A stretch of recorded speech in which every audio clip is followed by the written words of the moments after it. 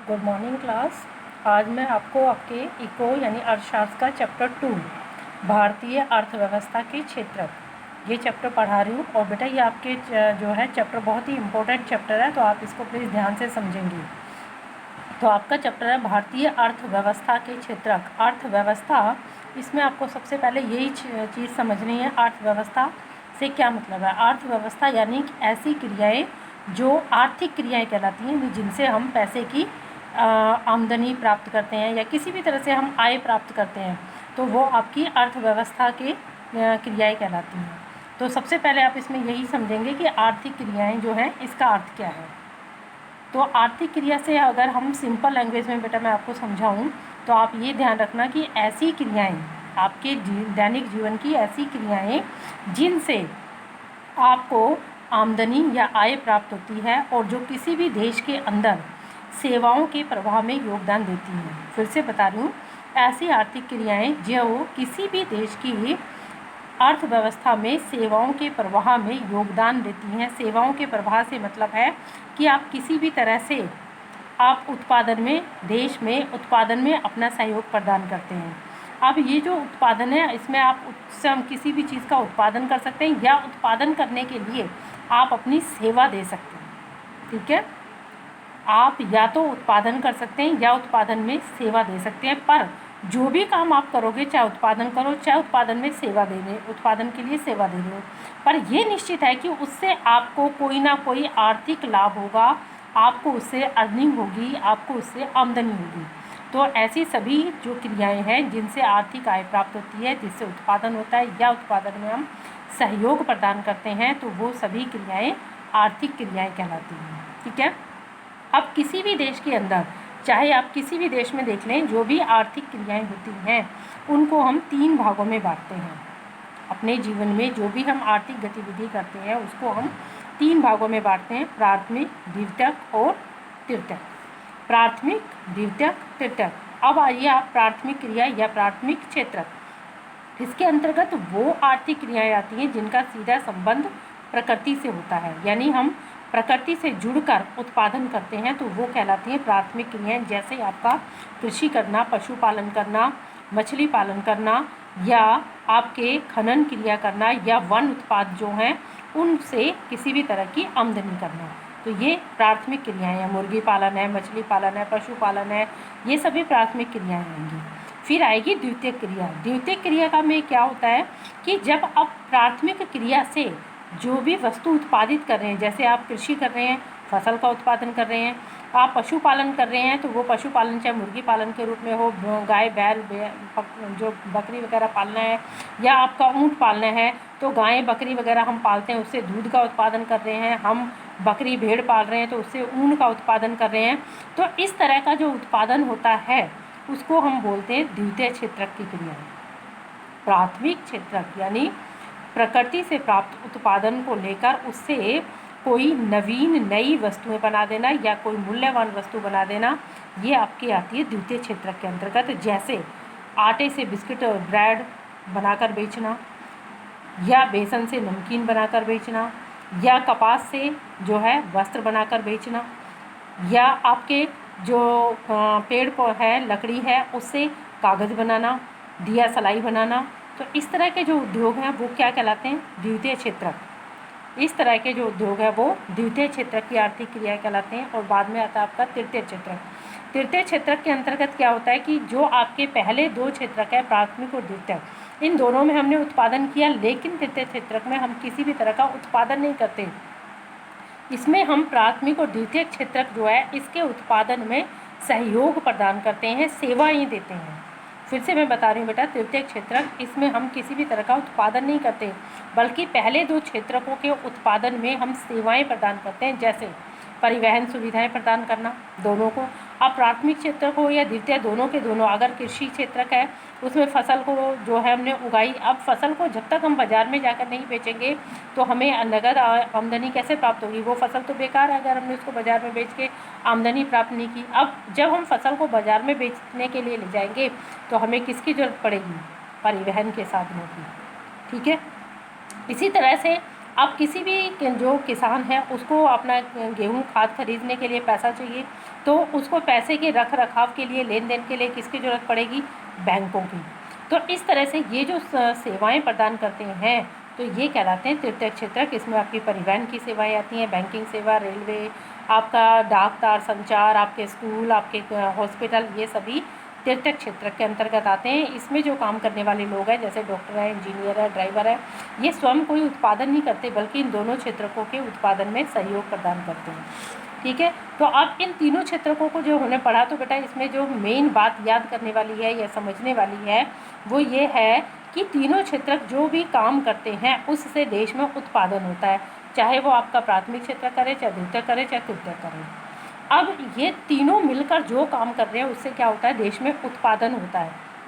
तो उत्पादन जो होता है, जो आपका उत्पादन करने की जितनी भी क्रियाएं, चाहे हम प्राथमिक क्षेत्र में करें या द्वितीयक में करें, तो उत्पादन जो भी हम उत्पादन करते हैं वो सारे उत्पादन करने का जो काम है वो कहलाता है आर्थिक क्रिया। ठीक है, तो आर्थिक क्रिया जो है, अब जो भी उत्पादन हो रहा है या जो भी आर्थिक क्रिया हो रही है उससे हमारे देश को जो आमदनी प्राप्त हो रही है पूरे, उसको हम बोलते हैं सकल घरेलू उत्पाद। फिर से कि तीनों क्षेत्रक मिलकर जो भी काम कर रहे हैं और उससे देश के अंदर जो उत्पादन हो रहा है, तो उस उत्पादन से जो हमारे देश के अंदर आय प्राप्त हो रही है उसको हम क्या बोलते हैं? सकल घरेलू उत्पाद। तो सकल घरेलू उत्पाद जो है उसको हम कैसे समझेंगे कि सकल घरेलू उत्पाद का यदि मैं आपको अर्थ समझाऊं तो किसी भी एक साल में किसी भी एक देश में, फिर से सुनो, एक साल में किसी भी देश में उत्पादित सभी वस्तुओं के अंतिम मूल्यों और सेवाओं के अंतिम मूल्य का जो योग होता है उसको हम बोलते हैं सकल घरेलू उत्पाद। किसी भी देश में एक वित्तीय वर्ष में या एक साल में होने वाली सभी अंतिम वस्तुओं और सेवाओं के मूल्य, यानी दोनों को मैं जोड़ दूँ, वस्तुओं, अंतिम वस्तुओं और सेवाओं के मूल्य को यदि मैं जोड़ दूँ तो उससे जो मेरी आमदनी बनती है वो क्या कहलाती है? सकल घरेलू उत्पाद। ठीक है, अब जब मैंने आपको ये बताया कि ये सकल घरेलू उत्पाद है और उसमें मैं उत्पादन करती हूँ, तो यानी जो उत्पादित वस्तु है, जो भी मैंने उत्पादन किया, जो भी मैंने वस्तु बनाई, जो उत्पादित वस्तु है उसको फिर आगे दो भागों में बांटते हैं। पहला कहलाती है एक मध्यवर्ती वस्तु और दूसरी अंतिम वस्तु। मध्यवर्ती वस्तु का मतलब होता है वो सभी वस्तुएं या वो सभी उत्पादन जो किसी भी वस्तु के उत्पादन में काम में लाई जाती हैं, या जिसको मैं शॉर्ट में बोलूँ रॉ मटेरियल्स। मध्यवर्ती वस्तुएं यानी ऐसी वस्तुएं जो किसी भी दूसरे सेक्टर के लिए रॉ मटेरियल के रूप में यूज़ की जाती हैं। जैसे कपास वस्त्र उद्योग के लिए रॉ मटेरियल के रूप में यूज़ की जाती है, रबड़ टायर उद्योग में रॉ मटेरियल के रूप में यूज़ किया जाता है। तो इसका मतलब कपास और रबड़ जो है वो क्या है? मध्यवर्ती वस्तु। अब आती है आपकी अंतिम वस्तु, यानी वो वस्तुएं या वो उत्पाद जो सीधे उपभोक्ता के उपयोग के लिए तैयार है, यानी जिसको हमने खरीदा और उपयोग कर लिया। जैसे कागज़ तैयार होने के बाद आपकी बनी हुई बुक, नोटबुक यानी कॉपी, आपके रेडीमेड गारमेंट्स, या आपका तैयार होटल में मिलने वाला तैयार खाना, ये क्या है? अंतिम वस्तु है, यानी डायरेक्ट आपने उपभोक्ता ने खरीदा और यूज कर लिया, ये है अंतिम वस्तु।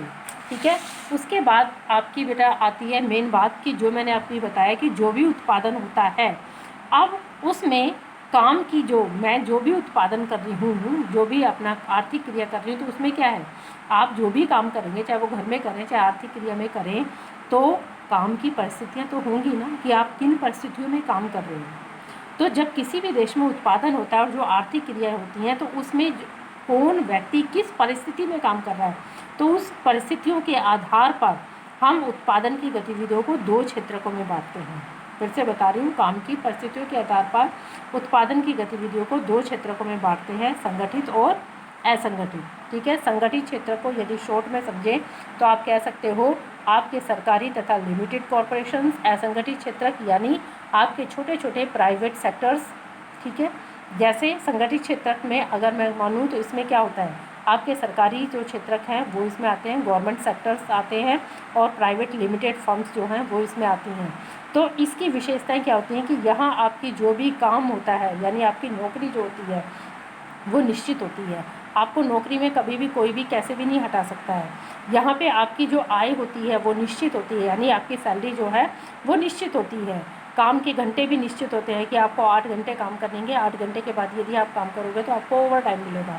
स्वास्थ्य सुविधाएं दी जाती हैं, यानी जहाँ कहीं भी आप काम कर रहे हैं वहाँ आपको हॉस्पिटल की, डॉक्टर की सुविधाएं उपलब्ध होंगी। आपके परिवार के लिए स्वास्थ्य चिकित्सा की सुविधा उपलब्ध कराई जाती है।